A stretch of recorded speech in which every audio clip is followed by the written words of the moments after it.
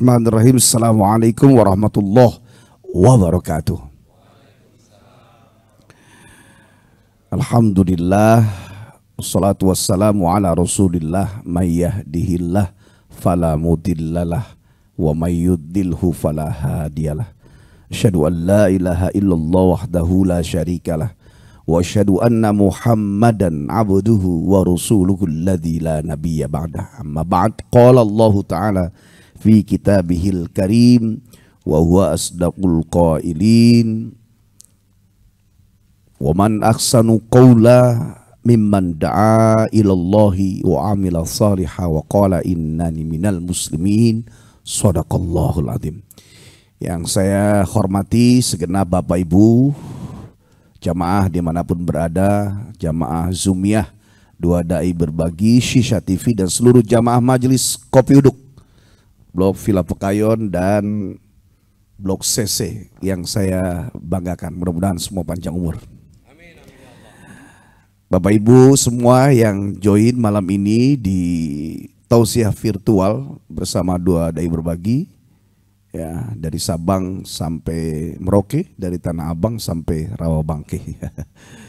Dan terima kasih Ustadz Guswar yang sudah membuka serta mempersilahkan. Tema ini sekedar tema, tapi justru pengamalannya yang tersulit di antara seluruh amal manusia. Karena berkaitan dengan hal yang tersembunyi di dalam hati. Maka kalau bicara praktek, nanti kembali kepada kualitas, derajat, keimanan, ketakwaan masing-masing. Ada orang yang berilmu belum lekat dengan keimanan. Ada orang yang sudah beriman meskipun dia belum berilmu. Nah, dua-duanya ini tentatif. Kalau kita belum berilmu, maka hebatkan iman. Itu selarasnya mulut, hati, perbuatan. Kalau kita belum merasa selaras antara mulut, hati, dan perbuatan, maka perhebatlah ilmu. Tetapi dua-duanya juga mendapatkan derajat yang tinggi. Kita sering baca ayatnya, yarfa'illahu alladhina amanu minkum walladzina utul ilma darajat. Allah mengangkat derajat orang-orang yang berilmu, yang beriman dengan derajat yang sama. Bahasanya dalam bahasa kesederhanaan adalah kemana dulu. Sering kita lihat ada orang yang ilmunya sedikit tapi hebat keimanannya. Ada juga orang yang dia kokoh ilmunya tetapi belum sampai pada derajat keimanan. Nah, kembali kepada definisi secara etimologi dan terminologi. Sementara tema kita yaitu berkaitan dengan pamrih. Sebelum bicara jauh tentang pamrih, kita harus ngulik dulu apa itu pamrih.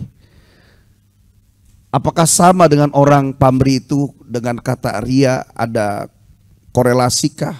Atau dengan kalimat tidak ikhlas gitu. Sementara dalam Kamus Bahasa Besar Indonesia, Kamus Besar Bahasa Indonesia, bahwa pamrih itu sendiri adalah punya maksud tersembunyi, ya, punya maksud tersembunyi dalam memenuhi keinginan atau melaksanakan sesuatu untuk mengambil keuntungan pribadi.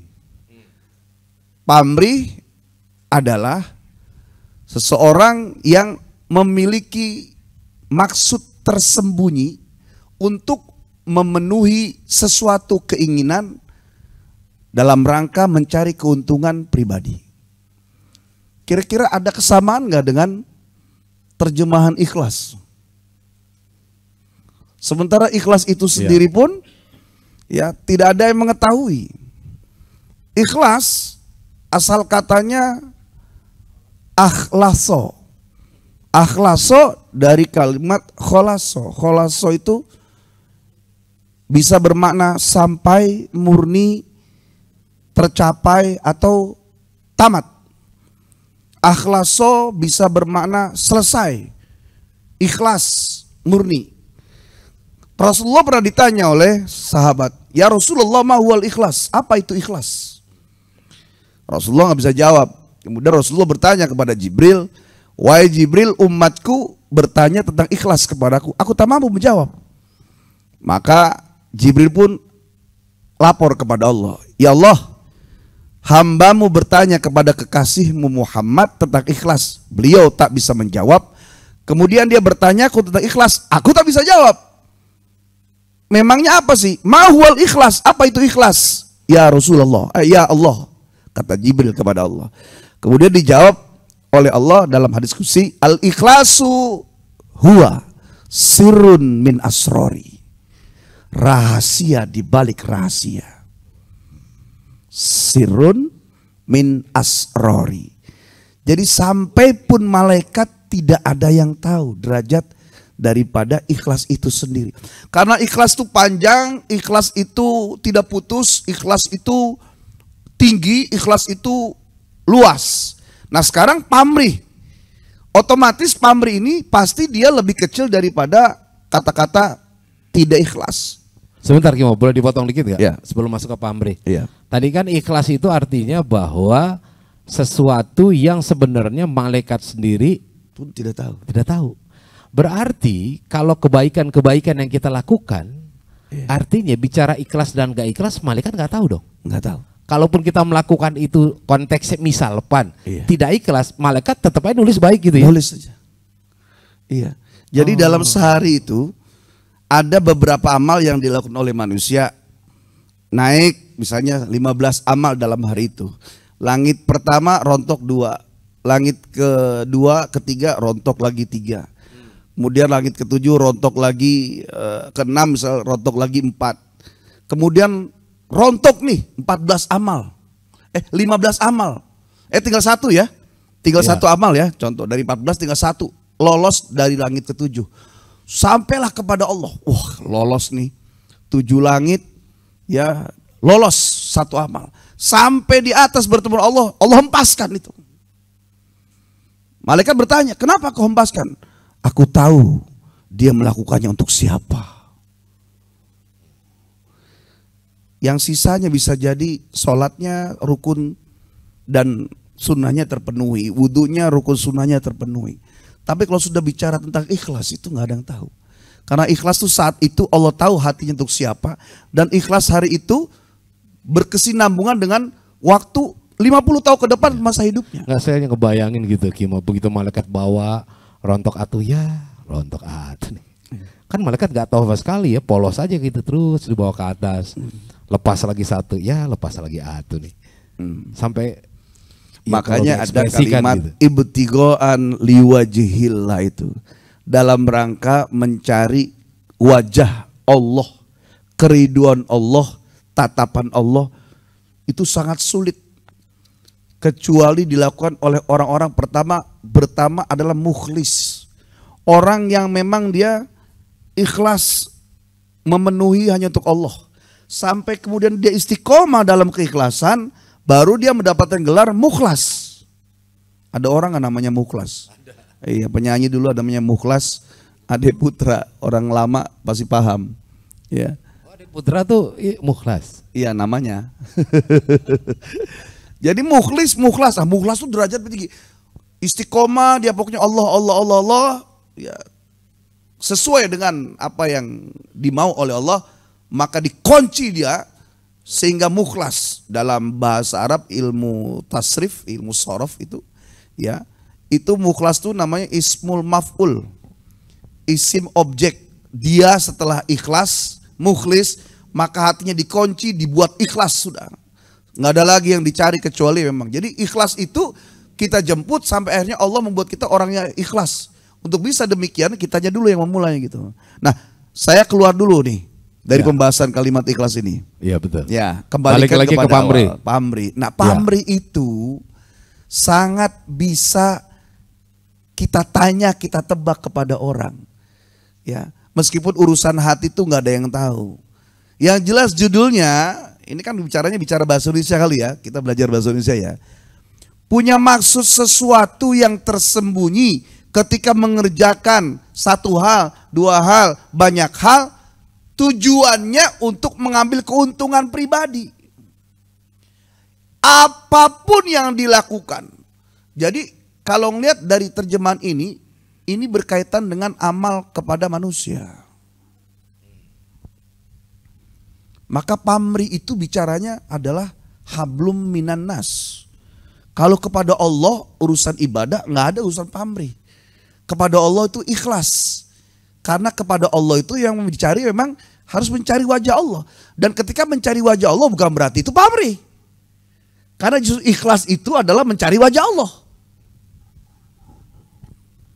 Saya lihatin mukanya keder semua nih. Iya. Iya. Saya carikan bahasa yang mudah.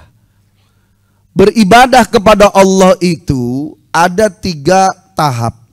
Ada orang yang beribadah dalam kitab Nasoihul Ibad, Imam Syekh Nawawi Al-Baghdadi sebutkan, ada orang yang beribadah, sholat, puasa, zakat, haji, sedekah karena takut neraka, takut dihukum, takut sulit, takut segala macam lah. Dan ada orang yang memang harus digituin, gitu. Kalau nggak digituin nggak ada takutnya, karena Quran sendiri pun takhwif wa tabsyir.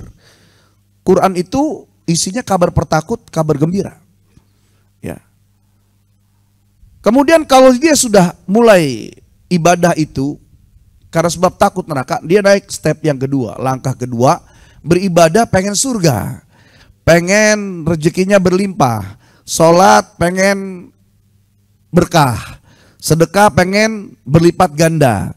Itu masih boleh.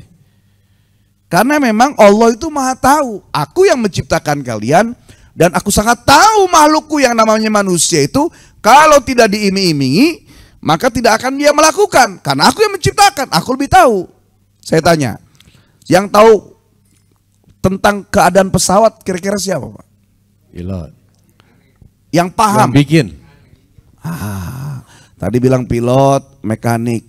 Bukan Pabrik. Pilot, bukan mekanik. Siapa yang ngerti pesawat? Yang buat pesawat. Siapa yang ngerti manusia? Istri, suami, orang tua yang melahirkan? Bukan. Yang ngerti manusia adalah Allah. Nah Allah tahu, bahkan Quran, siapa yang begini dia akan begini. Man jaa bil hasanati falahu asyru amsalihha. Siapa yang datang kepadaku melakukan kebaikan, 1 kebaikan, maka baginya 10 kebaikan, 700 sampai tiada terhingga. Itu adalah ya cara-cara Allah. Bahkan manusia ngikutin buy 2 get 1, buy 1 get 2 atau get 1, itu ada cara Allah. Ya retorikanya ya, rumusnya ya. Nah, jadi kalau sudah berkaitan dengan urusan ibadah kepada Allah, tidak ada itu urusan pamrih. Memang kita itu harus pamrih. Nah, pamrih dalam urusan ibadah itu artinya namanya ikhlas. Nah, yang dimaksud dengan tema malam ini adalah pamrih dalam beramal. Pamrihnya berkaitan dengan urusan mata manusia, amalnya yang berkaitan bukan dengan amalan mahdoh dalam rukun Islam. Sebab kalau sudah dalam rukun Islam dan semisalnya kalimatnya bukan pamrih, punya nama sendiri, namanya dia ria. Ria. Karena kepada Allah nggak ada yang cari keuntungan kecuali janji Allah.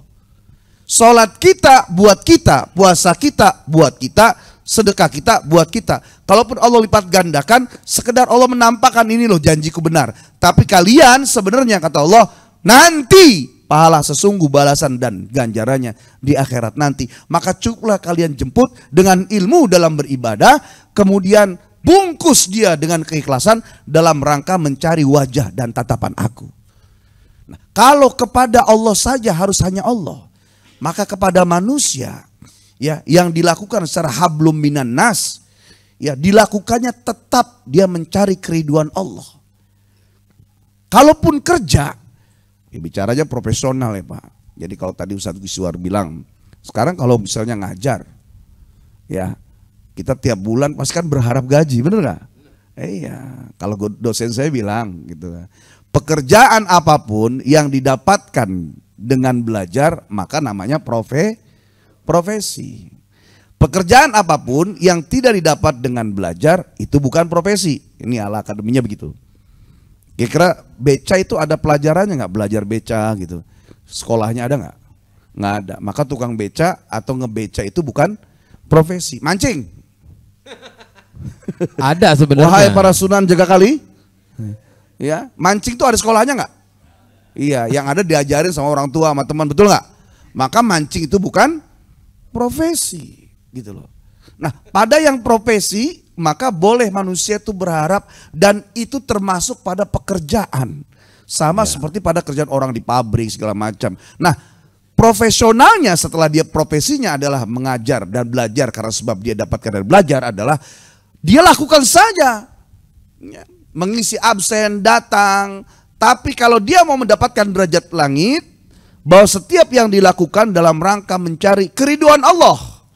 At-Taubah ayat 72, waridwanu minallahi akbar, dan yang dari Allah paling tinggi adalah keriduannya. Meskipun dia mendapatkan gaji, ketika ternyata terlihat orang itu pamrih atau tidak dalam profesinya adalah ketika mendapatkan rezeki lebih, dia kembalikan kepada Allah. Hadza min fadli rabbi.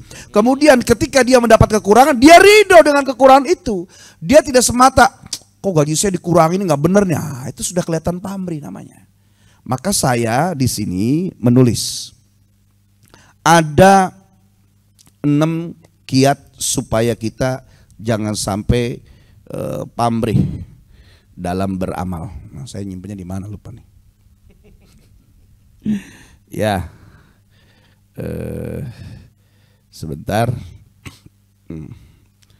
Saya kirim ke Bang Ramdan ya. Nanti bapak-bapak bisa simak. Silakan Bang ke WhatsApp Japri Bang.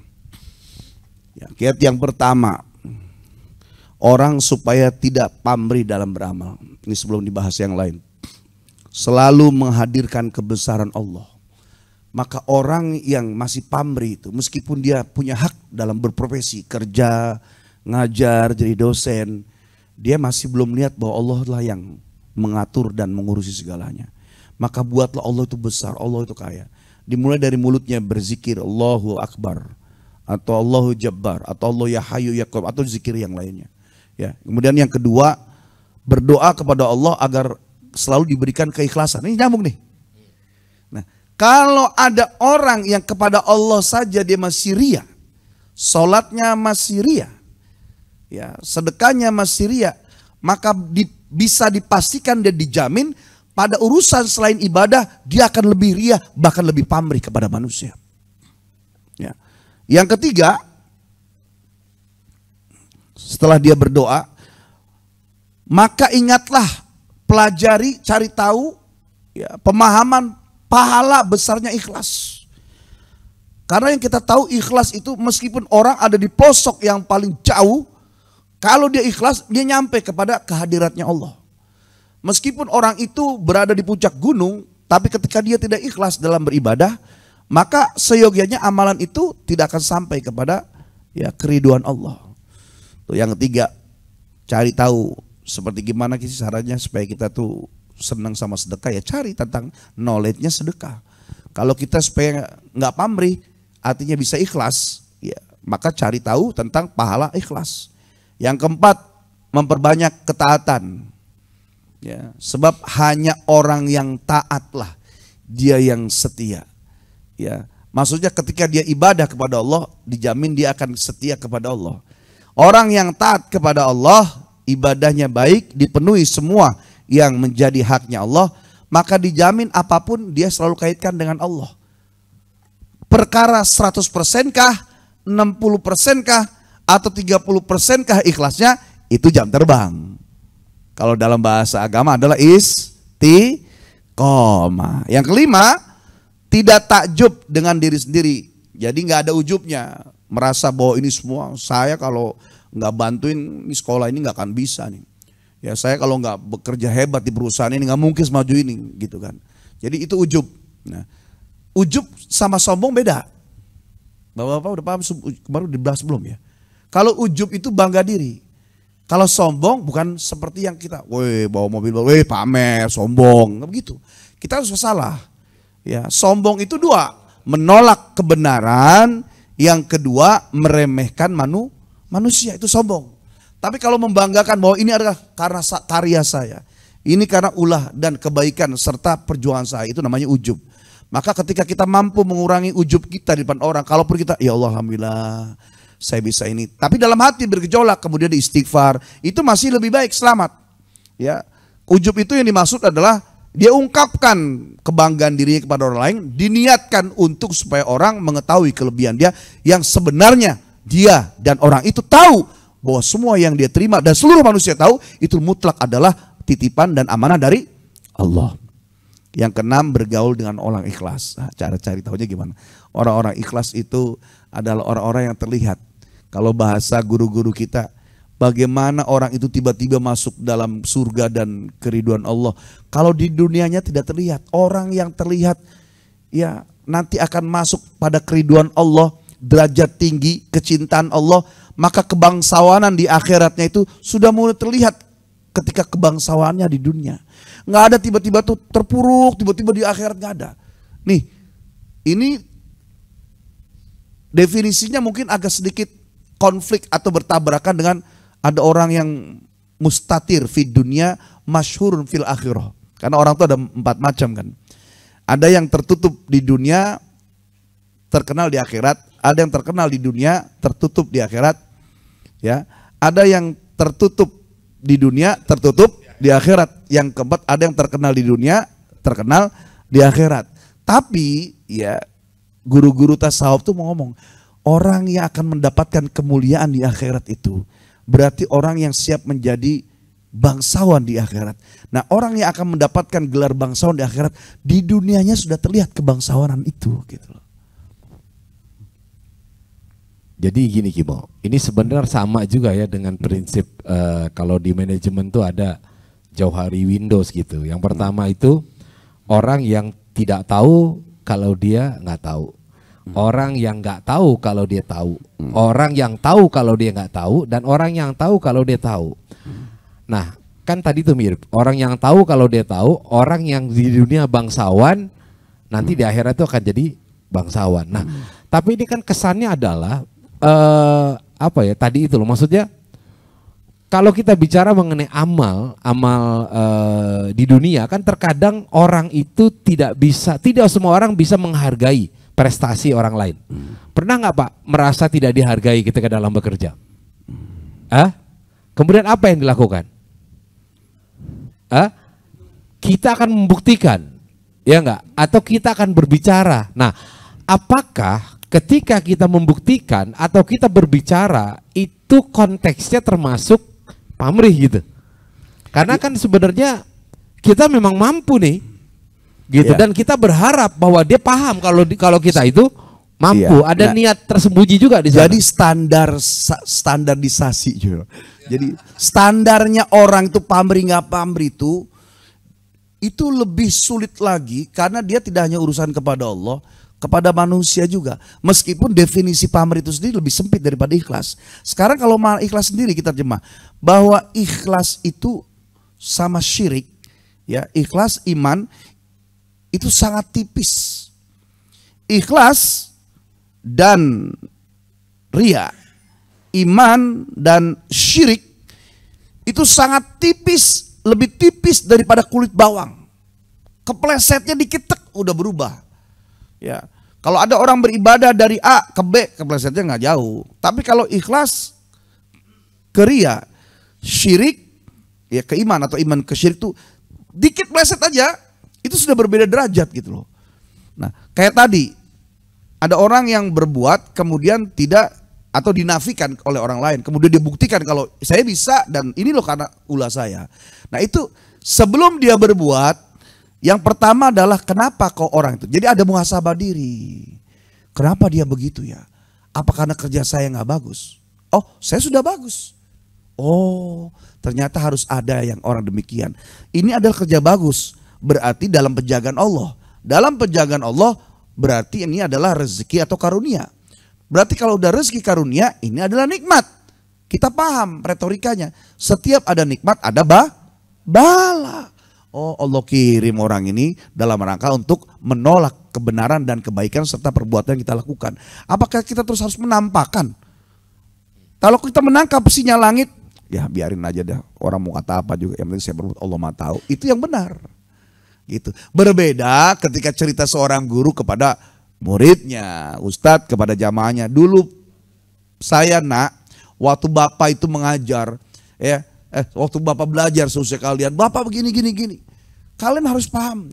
Nah, kalian harus lebih baik. Ya. Ketika dia cerita seperti itu, pertama tarbiyah dalam rangka pendidikan, yang kedua dia sedang wa amma binikmati rabbika fahadis, menceritakan nikmat dulu saat dia sedang belajar. Yang ketiga dalam rangka untuk memberikan ya, pengingat kepada anaknya. Dan itu bukan pamrih.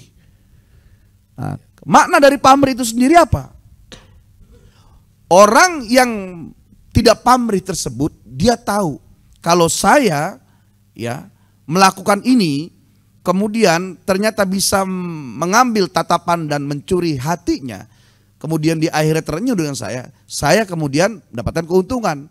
Kemudian dia lakukan, inilah disebut orang yang pamrih dalam beramal gitu loh. Kalau dulu lagi pendekatan sama calon istri termasuk pamrih gak itu? Oh, itu disuruh. Oh. Disuruh sama temen.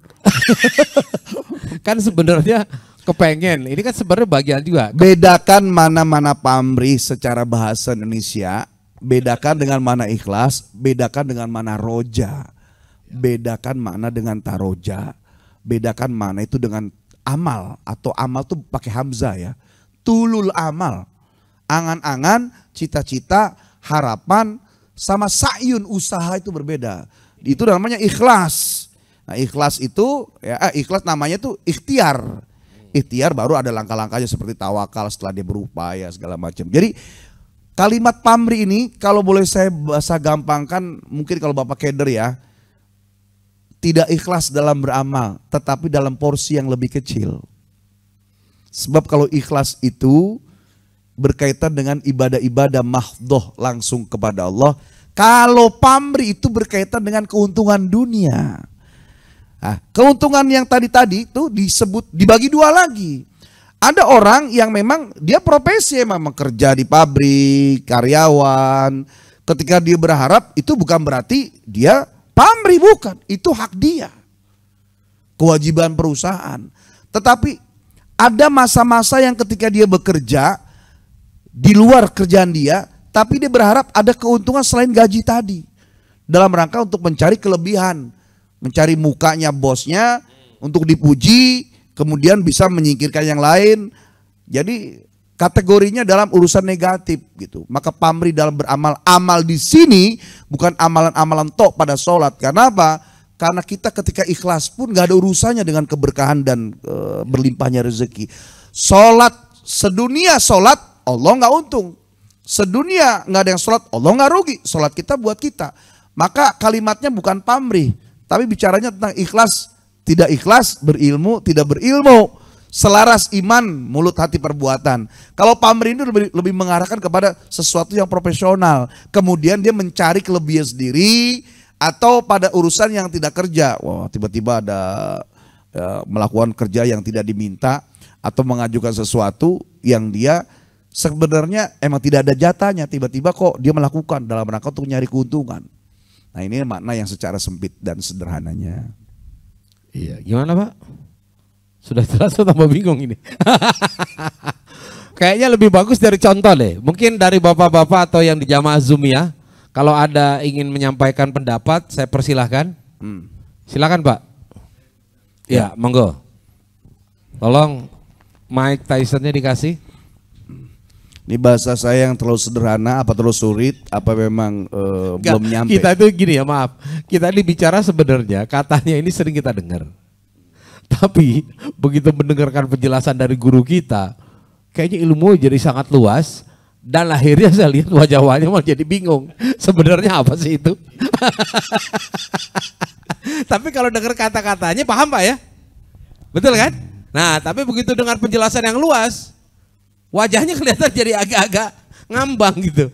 Oke, nanti pasti kita akan mengerucut lagi. Silakan udah. Assalamualaikum. Assalamualaikum warahmatullahi wabarakatuh. Assalamualaikum warahmatullahi wabarakatuh. Mau tanya nih Pak Ustadz, Ya. ini termasuk pamrih atau ikhlas atau apa gimana yang kita bahas ini Pak Ustadz? Karena apa? Setelah Pak Ustadz menjabarin semua, kayaknya rontok semua kita. Nggak sampai ke atas yang Pak Ustadz bilang satu tadi. Contohnya satu nih Pak Ustadz. Ada seseorang berbuat baik, dia ikhlas tanpa pamrih tadi cerita. Tapi orang lain yang menceritain kebaikannya dianya sendiri nggak tahu, tapi orang lain yang menceritain, oh dia baik, dia tadi gini ngasih makan, dia ngasih gini-gini. Setelah cerita itu menyebar semua, sampailah kembali ke dia juga dengar juga. Akhirnya dia bilang, ya itu kan karena saya. Itu masuk kemana Pak Ustaz? Ya jadi itu balik mah lagi itu ceritanya kebaikan. ya sebenarnya kalau mau saya jawab sebenarnya dia juga cuma lama nyampainya gitu. Itu ibarat tadi tuh, malaikat udah ngebawa terus ya, kalau udah sampai ke ujung dilempar, dibuang sama Jadi Allah. sebenarnya mereka itu bukan tidak paham bapak-bapak ini. Ya, ketika saya menjelaskan justru saking cerdasnya dia langsung mengabsen atas apa yang sudah dilakukan selama ini. Makanya dia keluar rontok semua. Jadi sebenarnya saking cerdasnya bapak-bapak ini. Waduh, ini kok sensitif betul. Ya kan tadi saya bilang, ikhlas dan ria, iman dan syirik itu lebih tipis dari kulit bawang. Kalau kita ngabsen sendiri ke dalam, emang merontok. Jangan kata bapak yang dengar, saya yang menyampaikan pun sedang mengabsen dan sedang merontokkan semua yang selama ini kita lakukan. Maka dengan tema ini mudah-mudahan kita bisa minimal paham dulu. Mana yang harus pamrih sebagai profesionalnya, mana yang harus tidak pamrih atau ikhlas pada urusan kemanusiaan. Kalau ada urusan Allah, ya memang kita selalu ditekan, sangat diwajibkan untuk hanya karena Allah.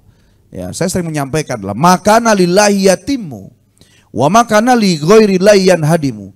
Apa saja yang karena Allah, ibadah, bekerja, ini kalau bicara tentang tasawuf dan ilmu hakikat ya. Jadi meskipun dia dapat gaji, ya, dia karyawan, dia pegawai, dia kuli, meskipun dia jualan, ada untung setiap item yang dijual, tapi benar-benar semuanya dikembalikan ke Allah. Makana lillahi, karena Allah, bangunnya segala macam, nanti keuntungannya saya bisa ibadah, bisa makan, bisa sholat. Dengan jualan ini saya bisa bantu orang, bisa sedekah. Yatimmu, dia pasti akan sempurna. Dagang yang sempurna, kerjanya sempurna, jadi suami sempurna, istri sempurna. Wa makana li ghairillahi hadim. Dan apa saja yang bukan karena Allah, semata-mata pokoknya urusannya duit, harta, dunia, pangkat, jabatan, terus saja. Urusan ibadahnya, ya, ikhlasnya, ya, hanya pada urusan Allah aja. Pada urusan lainnya benar-benar duit profesional. Jadi terlalu kaku menempatkan kalimat profesional, terlalu kaku menempatkan mana itu ikhlas, mana pamrih. Sehingga semuanya, yalah urusan ibadah baru dah ikhlas dah, ini mah memang ada duitnya. Padahal dengan kalimat ini, mau dia berpolitik, bernegara, jadi dai, atau bahkan jualan. Yang jualan itu setiap benda satu kecilnya itu sudah ada angkanya, dia lakukan saja. Nah, orang yang benar-benar ikhlas, ketika dapat keuntungan, dia semuanya faminallah, dikembalikan pada Allah, sehingga menjadi hebat dia kepada Allahnya. Ketika mendapatkan kerugian, dia kembalikan pada Allah. Ini memang udah rezekinya kali seperti ini. Tapi kalau orang yang pamrih, yang dia memang membiasakan diri mencari keuntungan dengan melakukan sesuatu, maka ketika banyaknya dia akan ujub. Makanya ada kiat-kiat tadi berkaitan dengan ujub. Ketika sedikitnya dia akan hajar orang karena dia tidak terima. Dia merasakan bahwa ini bukan bagian takdir, emang orang itu jahat gitu loh. Masih bengong juga. Jadi sebenarnya intinya sederhana ya. Semua yang kita lakukan ini, ya kan, termasuk juga aktivitas kita yang seolah-olah nih tidak ada kaitannya dengan ibadah. Kayak kita pagi-pagi kerja, ngabsen, ketik-ketik, ya, bikin program apa.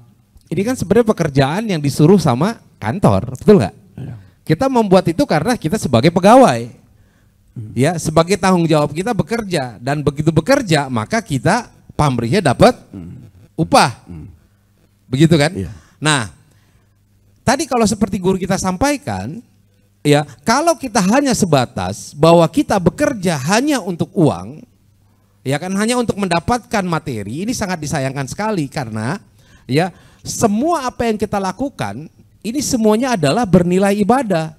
Jadi nanti misalkan, ya, ketika kita bekerja kemudian tidak diapresiasi oleh atasan kita, sebenarnya kita bukan bekerja sama dia. Ya, ini kembali aja kepada Tauhid. Kita bekerja dalam rangka apa? Kita sebagai karyawan yang menjalankan kewajiban, di mana Allah menjelaskan bahwa bekerjalah kamu dengan sebaik-baiknya. Nah, ketika kemudian orang tidak memberikan apresiasi yang baik sesuai dengan keinginan kita, pada hakikatnya kita bukan bekerja pada dia. Sama pada hakikatnya, rezeki yang kita dapat itu bukan dari perusahaan, bukan dari orang tempat kita bekerja, tapi rezeki itu Allah titipkan sama perusahaan untuk mengalir kepada diri kita. Ketika seseorang sudah sampai bisa berpikir, kemudian hatinya demikian, barulah dia pada derajat muhsin. Ya, nggak pakai alatas. Ya, muhsin nih orangnya, ya, perbuatannya namanya ihsan. Ya, ditanya, ya Rasulullah, ma huwal ihsan? Apa itu ihsan? Anta budallah ka'annaka tarahu wa ilam takun tarahu fa innahu yarok. Kau beribadah kepada Allah, kau bekerja, kau jadi pemimpin, kau jadi rakyat, kau menjabat, kau jadi guru, kau jadi dai, kau jadi suami, kau jadi istri, kau jadi orang tua, kau jadi anak, kau jadi apapun, dimanapun, bagaimanapun, di bawah, di atas, dalam keadaan terang atau sempit, beribadah kepada Allah seolah-olah kau melihat Allah. Tadi kisahnya bos, kita aja perusahaan, itu hanya armada. Kisahnya, hakikatnya kita sedang bekerja beribadah kepada Allah. Kalaupun kedua mata kita nggak lihat Allah, ya, fa innahu yarok, yakinkan Allah menatapmu. Sehingga dipuji tidak dipuji nggak ada urusan. Karena yang dia cari adalah tatapan Allah. Maka bicara tentang pamrih dalam beramal atau ikhlas dalam beribadah ini kaitannya dengan ilmu hakikat, ilmu ma'rifat dan ilmu tasawuf. Sampai pada derajat paham apa sih Islam, apa sih iman, apa sih takwa. Sekarang orang-orangnya, apa sih muslim, siapa sih mukmin, siapa itu mutakin, sudah sesuaikah dia dengan nama itu sendiri, sampai akhirnya pada derajat muhsin, orang yang memang hanya mencari tatapan Allah. Maka orang yang tidak pamrih dalam beramal, orang yang ikhlas dalam beramal adalah orang mutakin yang mukmin dari orang muslim. Ya. Kemudian pada perbuatan-perbuatan selain urusan ibadah, dia muhsin, orang yang mau berbuat baik hanya dalam rangka untuk mencari tatapan Allah. Padahal bisa jadi cukuplah dia dengan sholat mencari tatapan itu. Ternyata dia masih mau berbagi tanpa orang tahu. Ya, kemudian melakukan sesuatu, kerja dia pagi-pagi pulang petang, akhir bulan tanda tangan. Ternyata dia mau melakukan sesuatu, beresin kantor, bersih. Padahal nggak ada itu jadwal dan kewajibannya. Betul-betul dia lakukan, tidak mencari keuntungan, hanya mencari Allah. Itulah orang yang betul-betul dia ikhlas, ya, secara zahir dan secara batin. Gitu. Sekarang contoh gampang lagi Pak, kalau Bapak bekerja ya dengan baik, tujuannya adalah ingin mendapatkan jabatan yang lebih tinggi, itu pamrih atau bukan? Apa? Iya, pamrih bukan? Nah, ini harus kita batasi lagi. Jadi ketika apa yang kita lakukan on the track Pak, ini bukan pamrih sebenarnya. Karena kita itu bekerja untuk apa? Mendapatkan hak kita. Orang itu kan memang harus ada level dan ada peningkatan. Jadi ketika bekerja dengan baik, maka sebenarnya rewardnya juga akan lebih baik. Kalau ternyata semua prestasi itu harus ternyata dengan pamrih, apa artinya kalimat fastabiqul khairat? Nah itu dia. Ada fastabiqul khairat dan juga, nah kalau pamrih itu adalah misalkan kita mau jabatan, kemudian ibarat kata orang bilang ngejilat. Nah itu baru yang namanya pamrih. Ya, selalu ingin apa namanya memperlihatkan diri kita itu baik dan kemudian akhirnya apa coba?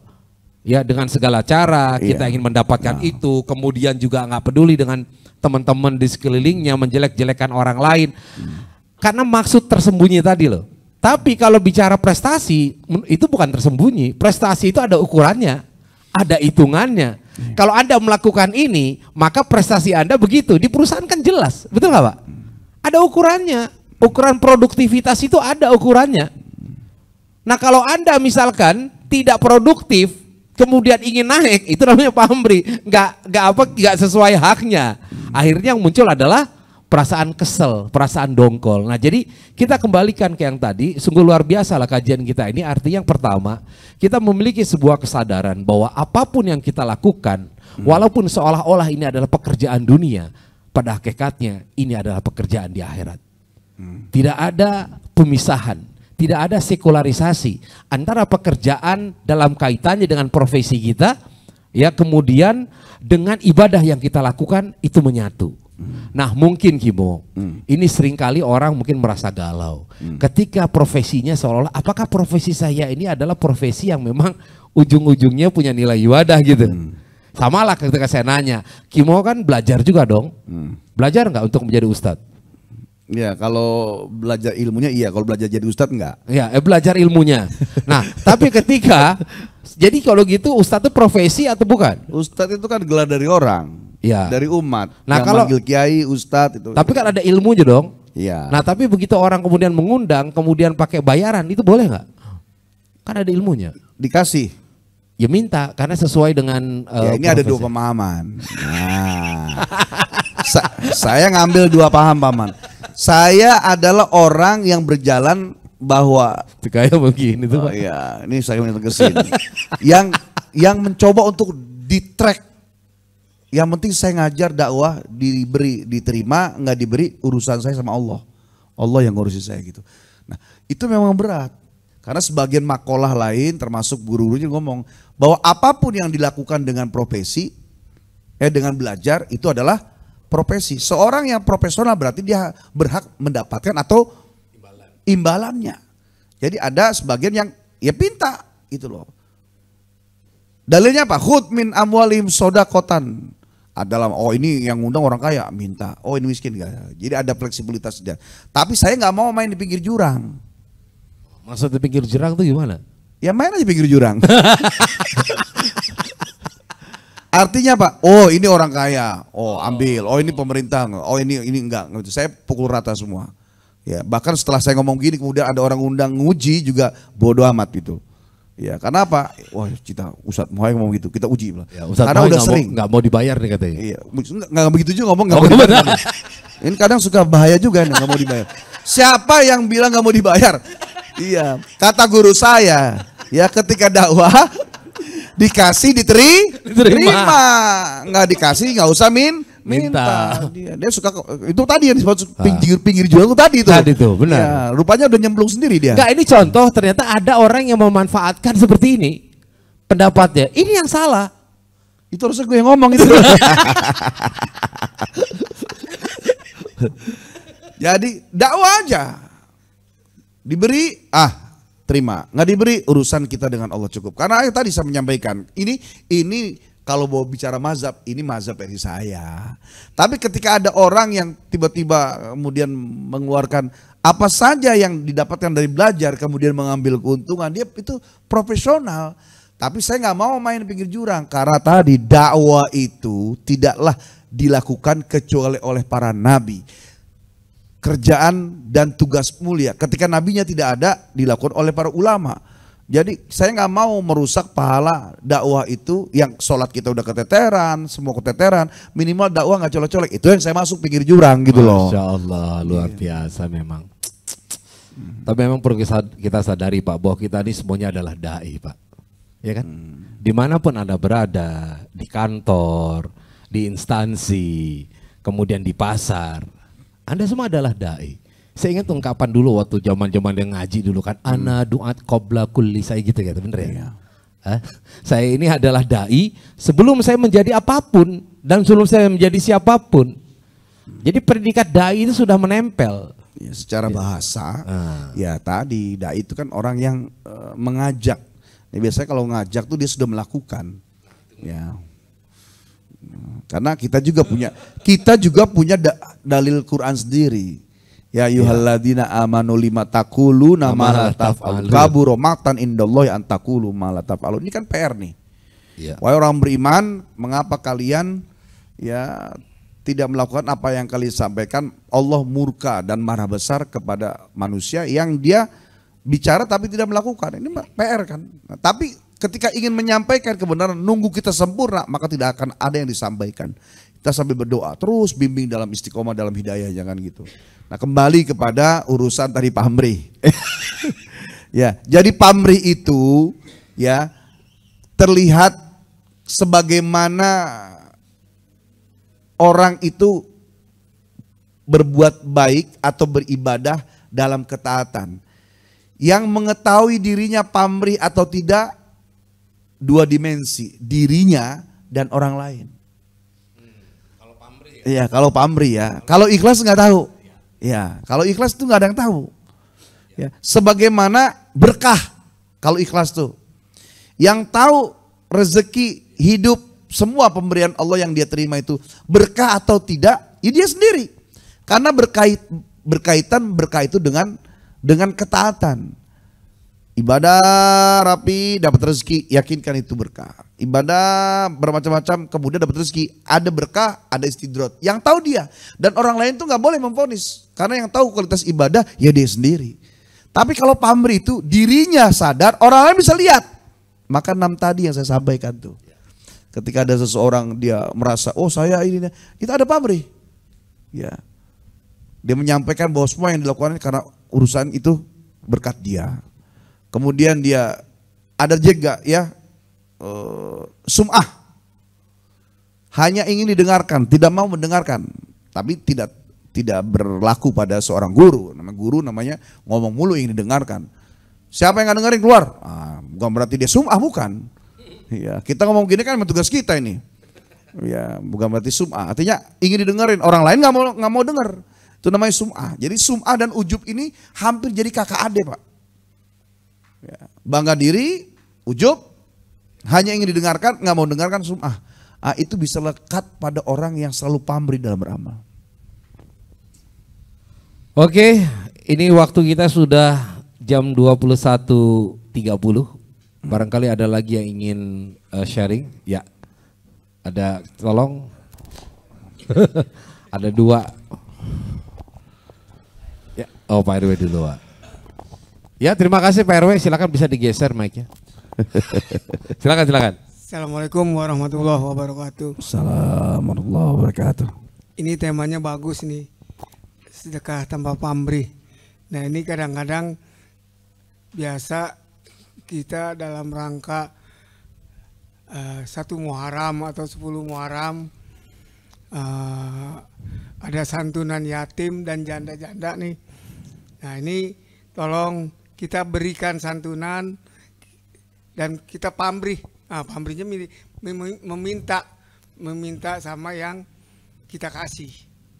Tolong doain. Nah, itu kira-kira termasuk pamrih gak dalam hal itu? Itu kan yang nilai satu manusia, yang satu kan ke Allah. Kira-kira gimana menurut Pak Ustadz? Ya, bisa jadi. Saya langsung jawab ya. Ini yang jadi masalah RW.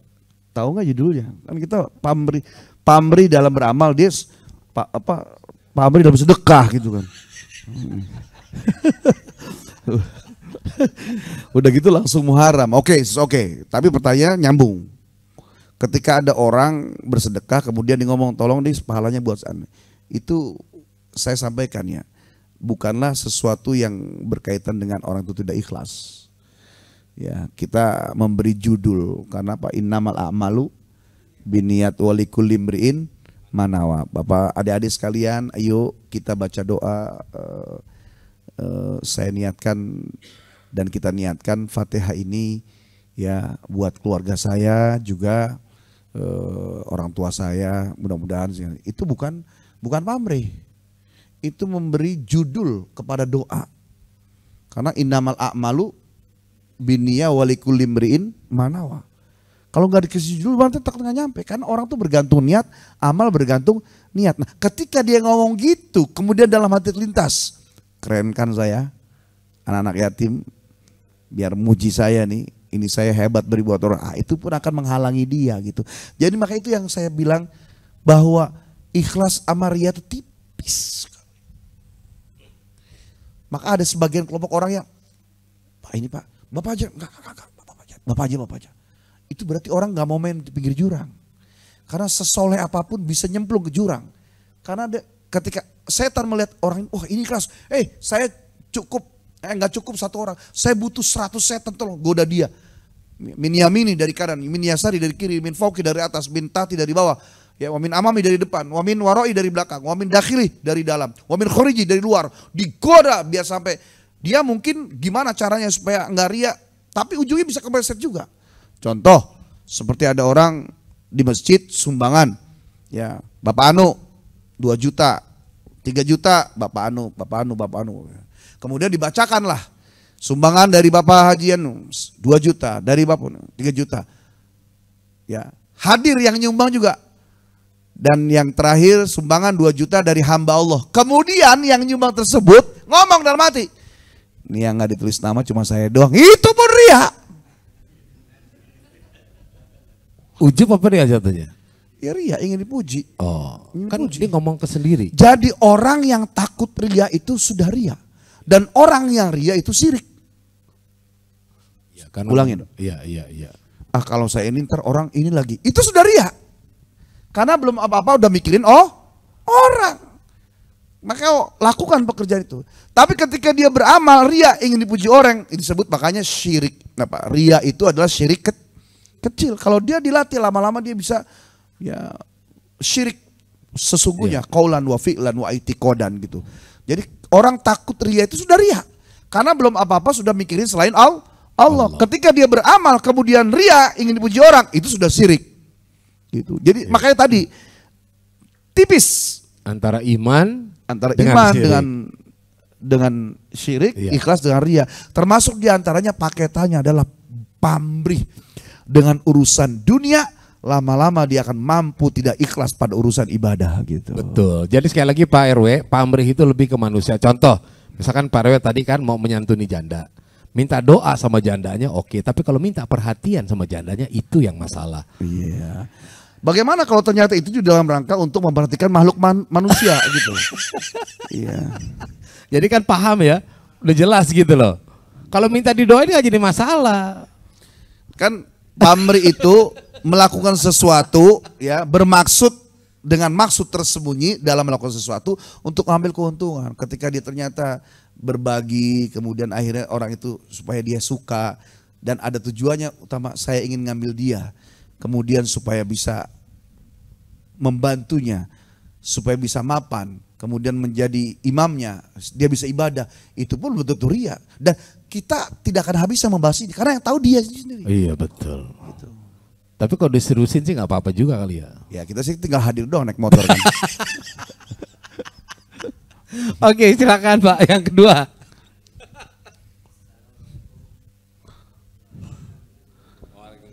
Ya ulangi salam. Assalamualaikum warahmatullahi wabarakatuh. Pak Ustadz, saya ingin bertanya ini kebetulan saya sering istilahnya di acara-acara tertentu tampil untuk menyampaikan susunan acara segala macam lah. Intinya jadi MC lah gitulah. Setiap ada acara kegiatan keagamaan. Kebetulan pada kegiatan itu saya menyampaikan terima kasih kepada seseorang yang menyampaikan cukup banyak untuk kegiatan itu, tapi begitu terjadi setelah itu ada juga yang menyampaikan jangan disebut-sebut dong tuh orang, katanya nanti pahalanya hilang. Tapi si orang tersebut seneng gitu disampaikan nama saya, dibilang terima kasih gitu. Pak Deddy nanti kita bikin acara lagi. Nah itu posisi saya itu seperti apa ini? Oke, saya langsung jawab ya. Ini sebenarnya posisi terbalik. Harusnya yang berbuat kebaikan tuh dia menutup diri. Udah nggak lakukan. Tapi orang lain ya nggak apa-apa untuk menyebutkan, jadi syiar. Bahkan kepada kebaikan orang mati saja kita suruh nyebutin, hasinu mautakum. Ya, sebutkanlah yang baik-baik dari orang yang mati di sekitarmu. Itu yang mati aja minta disebutin. Ya, cuma ya pernah ada Rasulullah menyampaikan dalam riwayat hadis begini, ketika ada orang memujimu di depanmu, maka lemparkanlah dia dengan pasir. Lemparin pasir. Karena dia bisa terpleset tuh yang dipuji. Makanya kalau misalnya kita berbuat kebaikan sampai akhir ada orang tahu, kemudian orang itu ngelihat kita gitu, disitulah kita masanya untuk Astagfirullah, astagfirullah. Ya Allah, jaga aku. Ya Hafiz, jaga aku ya Allah. Gitu. Kalau ternyata memuji di depan kita, wah subhanallah Ustadz Guswar min fadli Rabbi. Terus ini berjuang untuk ikhlas sampai selesai. Nah, kalau bahasa Ustadz Jeffrey itu tepuk tangan itu sebenarnya kendaraan setan. Karena itu sangat tipis sekali. Oleh karena itu setelah kita nyari ilmu untuk sholat, nyari ilmu buat wudhu, nyari ilmu segala macam, udah dapat. Kemudian kita belajar untuk mengamalkan. Setelah beramalkan dengan ilmu, kita masih berjuang. Ikhlas enggak. Setelah ikhlas, kita masih berjuang. Nanti ria enggak itu. Jadi panjang betul. Makanya kita tuh harus punya murabi, punya musyrik, punya guru, punya mualim, punya orang pembimbing ya. Ya, supaya kita tuh terus berada dalam yang tadi. Berapa banyak orang amalan itu. Tapi hebatnya Allah adalah pada setiap amal kebaikan Allah catat. Pada setiap amal buruk Allah juga catat. Itulah fungsinya ada hari hisab, ada hari mizan. Dicatat, dihitung, kemudian hari ditimbang. Tinggal kuat-kuatan mana. Maka Bapak Ibu yang dirahmati Allah, kita belajar untuk bisa kepada ikhlas tanpa pamrih. Ya, semuanya itu akan sampai pada derajat setelah kita istiqomah. Kalau bahasa saya kepada murid saya bertanya, Ustadz gimana sih caranya sholat biar khusyuk? Sholat aja terus, lama-lama juga khusyuk. Apa terus mau belajar sholat latihan, dia belajar teknik sholat yang baik? Enggak, sholat terus sholat. Lama-lama khusyuk. Ustadz gimana sih caranya? Sedekah biar ikhlas, beramal biar ikhlas, berbuat biar ikhlas. Terus saja lakukan sedekah itu, lama-lama ikhlas. Jadi ikhlas itu dijemput bukan dengan teori. Kalaupun malam ini dikasih judul dalam rangka kita untuk bisa start memulai. Tetapi untuk bisa kita tanpa pamrih atau bisa ikhlas adalah dengan jam terbang kita melakukannya. Gitu. Masya Allah. Ya, sebenarnya nanti ini perlu ada tema lanjutan sih Gimo. Kalau kan kita ini sekarang baru membongkar perihal yang terkait dengan pamrih, dengan ikhlas. Kita belum membicarakan bagaimana kemudian cara menjaganya kan. Karena kalau menjaganya tak mungkin hanya juga di sisa-sisa waktu ini gitu. Saya pikir kita itu perlu sudah teknis. Ya, kita perlu untuk ada waktu lain. Ya kan sekarang kan kita baru membongkar nih Pak. Ya Kak, belum membangun lagi gitu loh. Menjaga benar kan? Makanya masih pada bingung, terus gimana sih caranya kan gitu Ya, nanti. secara umum gini, kan ada prinsip, ada teknis, ada kewajiban, ada juga hak. Kewajibannya Allah adalah mengurusi kita setelah menciptakan manusia. Kewajibannya manusia adalah berterima kasih dan taat kepada Allah. Kemudian ada hak, karena Allah sudah melakukan kita, ya hak Allah apa setelah kita diciptakan? Hak Allah adalah disembah. Kemudian haknya manusia apa? Ya, setelah menyembah diberikan tatapan dan kasih sayang Allah. Ketika banyak manusia paham tentang bicara prinsip dan teknis, hak dan kewajiban, yang harus selalu dijaga adalah lakukanlah kewajiban-kewajiban itu. Ya, masing-masing lakukan kewajiban, maka secara otomatis akan terpenuhi hak-hak itu. Ya, lakukan saja prinsip-prinsip itu, maka secara otomatis dia akan terbimbing dalam teknis-teknisnya gitu loh. Jadi kalau setiap orang tuh kewajiban saya ini, mana haknya? Ya, pasti akan ribut, bergesekan karena dengan segala kepentingan. Seorang bos dia memberikan perintah, kerjakan. Nah, kewajiban daripada karyawannya melakukan, tapi jangan lupa seorang pimpinan juga bahwa dia itu punya ya hak untuk ditaati, diikuti. Tapi karyawan juga punya hak mendapatkan imbalan. Bahkan diwanti-wanti oleh baginda Rasulullah, utul ajiro ajro qabla ayaji fauruku. Berilah upah pekerja atau kuli sebelum keringatnya. Gitu. Itu kan bagian daripada teknis. Jadi pamrih itu adalah latihan. Sementara ikhlas tanpa pamrih itu butuh alat. Ya, bagi orang yang syariat, ya kita bicarakan syariat doang. Tapi kalau sudah jam terbang, udah nggak pakai alat, nggak pakai syarat, nggak pakai teori, nggak pakai teknis, nggak pakai prinsip, nggak pakai kewajiban, nggak pakai hak. Dia sudah tidak ada yang dilakukan kecuali mencari Allah. Dan untuk sampai di situ, ya adalah jam terbang istiqomah dia, dan itu dilakukan dengan ya sepenuh hati gitu. Ibadah ya Allah sudah, meskipun Ustadz sini ya Ustadz berapa, bukan urusan saya, ya udah Ustadz kami siapkan. Ternyata letuk Ustadz sekian, itu langsung kita ya Allah Ustadz, ya Allah, bersihkan hati. Karena kalau bicara uang kan nggak ada habisnya, kurang aja terus gitu. Hanya pada amalan dakwah ini mulia tinggi itu. Pada yang lainnya silakan saja, nggak apa-apa. Bahkan kita kerja, kalau kita jual kita keuntungannya sekian, maka kita kerja keras supaya mendapatkan hasil sekian. Itu bukan berarti dia pamrih, itu cita-cita, ya bukan tulul amal, bukan panjang angan, nggak kerja diem aja terus ngayal kemana-mana, itu namanya tulul amal. Kita memang diminta untuk tadi i'mal li dunyaka ka'annaka ta'ishu abada wa'mal li akhiratika ka'annaka tamutu goda. Ketika kau bekerja maka hebatkanlah seolah kau hidup selamanya. Ketika kau beribadah maka seolah kau akan mati esok, sehingga timbul kekhusyuan dan kesyahduan dalam beribadah kepada Allah. Masya Allah. Baik, saya kira sudah cukup ya apa yang disampaikan oleh guru kita. Saya hanya teringat dengan satu ayat saja yang bunyinya itu kira-kira begini terjemahannya. Bekerjalah kamu, maka Allah, Rasul, dan orang-orang beriman akan melihat apa yang kamu kerjakan. Nah artinya kalau kita bicara seperti ini sebenarnya adalah penangkal daripada pamrih.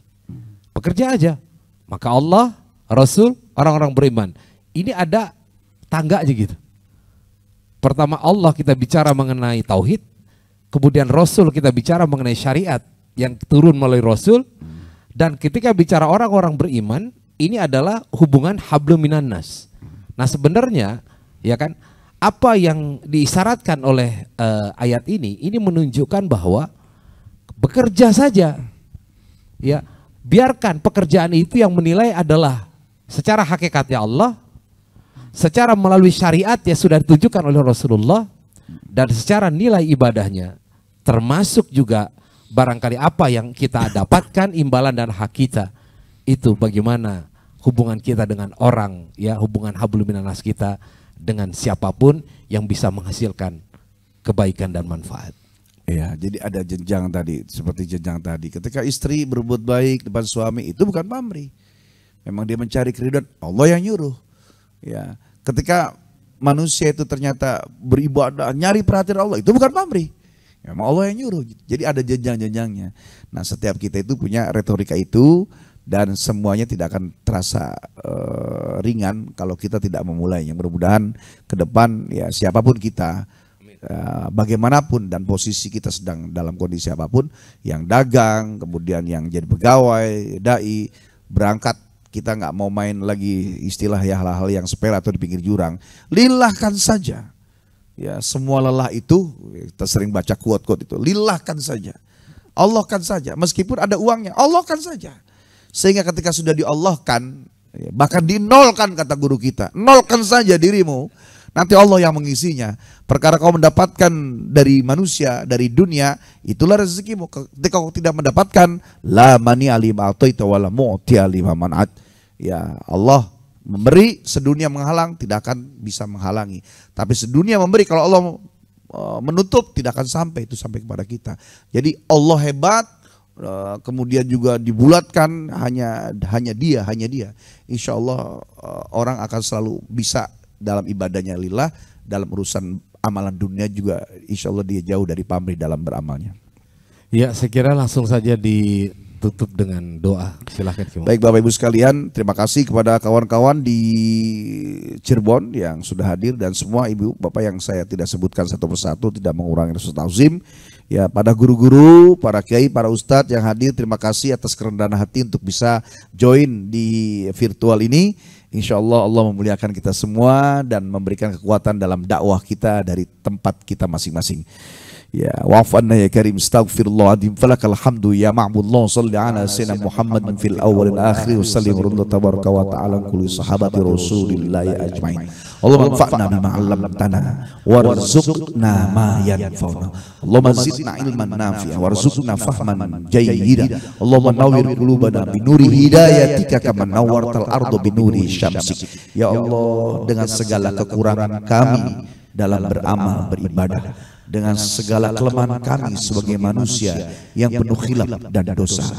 Dengan semua kealfaan ini ya Allah, buatlah kami menjadi hamba-Mu yang mukhlis, yang terus berjuang ikhlas dalam semua perbuatan dan amalan kami, dan mukhlas Engkau yang menentukan kami jadi orang-orang yang ikhlas lillah fillah Allah karena ya Allah ya Rabbana, bimbing terus dalam amalan yang kecil dan besar, amalan yang ringan yang berat, amalan tiangnya dalam agama ini, sampai pun yang sunnah dan berbentuk anjuran, buat terus dalam keikhlasan ya Allah. Ya Allah, kami takut menjadi muflis, orang yang tekor, orang yang merasa banyak amalnya, sampai di akhirat ternyata catatan kami kosong karena sebab riya kami, ujub kami, sum'ah kami, dan pamrih pada semua hamba yang kami lakukan di dunia. Ya Rabb, isma' du'a'ana, sayangi kami, kasihi kami, jangan Kau buat kami terpuruk di dunia sampai di negeri akhirat. Rabbana atina fid dunya hasanah wa fil akhirati hasanah wa qina adzabannar. Walhamdulillahi rabbil alamin. Amin. Amin. Baik, demikian tadi kajian kita, dan semoga saja Allah Subhanahu wa taala memberikan kesempatan kita untuk menghirup udara kembali sehingga minggu depan kita bisa berjumpa kembali ya di tempat ini, baik itu jamaah Zumiyah maupun jamaah Kopi Uduk. Mari sama-sama kita tutup dengan doa kafaratul majelis. Subhanakallahumma wa bihamdika asyhadu an la ilaha illa anta astaghfiruka wa atubu ilaik. Wallahu muwaffiq ila aqwamit thoriq wa billahi taufiq wal hidayah. Assalamualaikum warahmatullahi wabarakatuh. Anda telah menyaksikan tausiah virtual bersama Dua Dai Berbagi yang dipersembahkan oleh